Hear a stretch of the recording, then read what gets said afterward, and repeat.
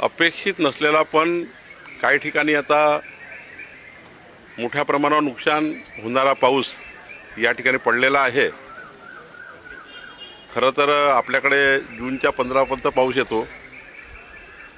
नुकसान झालं आहे त्याची नुकसान भरपाई देण्याकरता माननीय मुख्यमंत्र्यांनी पंचनामे करण्याचे आदेश दिले आहेत। मोठ्या प्रमाणावर काही नुकसान झालं आहे, काही बागायती नुकसान आहेत, कांद्याचं आहे, विदर्भातील आणि सर्वच महाराष्ट्रात नुकसान झालं आहे। या नुकसान भरपाई करता प्रत्येक कॅबिनेटमध्ये हा विषय येतो।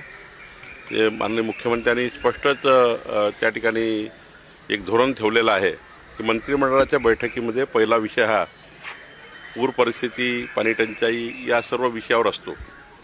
त्यामुळे मागच्याही बैठकीत मंत्रिमंडळाच्या सविस्तर चर्चा माननीय मुख्यमंत्री देवेंद्र फडणवीसजी, उपमुख्यमंत्री एकनाथजी आणि अजितदादा आम्ही सर्व मंत्रिमंडळाने सविस्तर 1.5 तास चर्चा केली।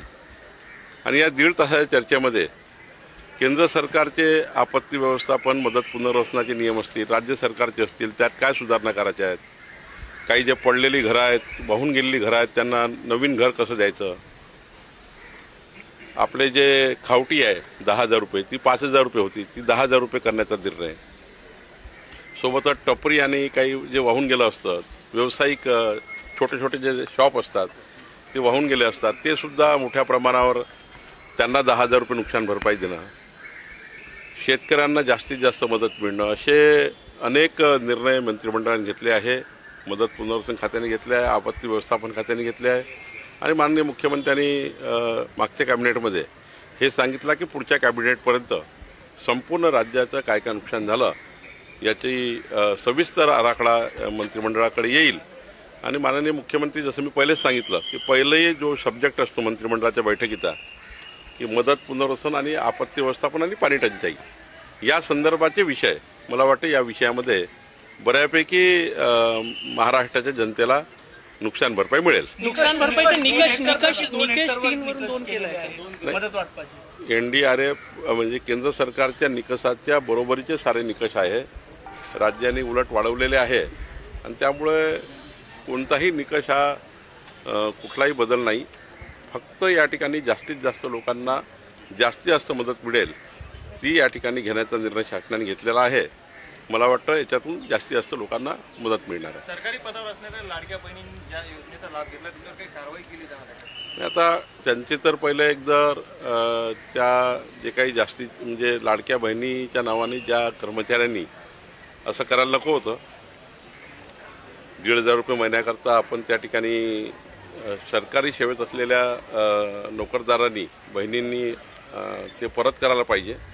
शासन वसुली करेलच, काही खात्यांनी चौकशी सुरू केली, काही खात्यांनी कारवाई सुरू केली, पण एकंदरीत ज्याच्या करता आपण ही योजना आहे, ज्या समाजाच्या शेवटच्या व्यक्तीकरता योजना आहे, आमच्या लाडक्या बहिणीकरता योजना आहे, त्या योजनेचा फायदा कुठल्याही योजनेचा राज्यामधल्या लाडकी बहीणच नाही कुठल्याही योजनेचा फायदा सरकारी कर्मचारी किंवा जे आपण काही ना काही कमवतो आहे, चांगल्या परिस्थितीमध्ये आहोत त्यामध्ये घेऊ नये, पण घेतलेला आहे तर त्याच्यावर कारवाई नक्की होईल।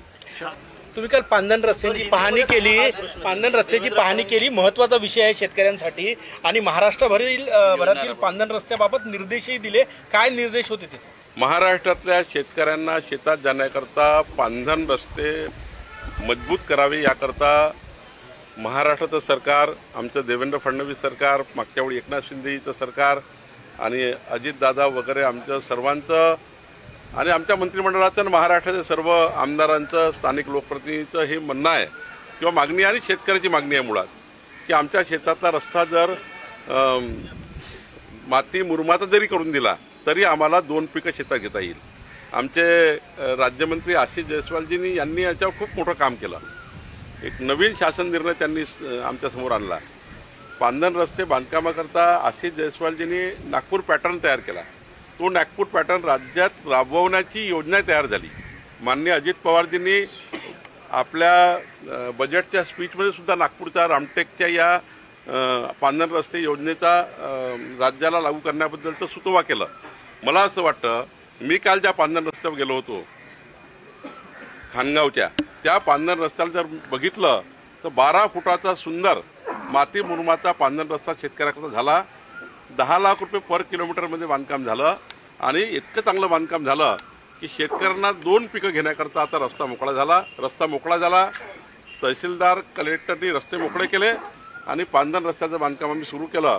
महाराष्ट्रामध्ये नागपूर पॅटर्न आम्ही राबवणार आहोत आणि महाराष्ट्राच्या सर्व शेतकऱ्यांना मी आश्वस्त करतो, देवेंद्र फडणवीस सरकार, आमचं सरकार महाराष्ट्राच्या संपूर्ण पांधन रस्त्याच्या कामाकडे लक्ष देणार आहे.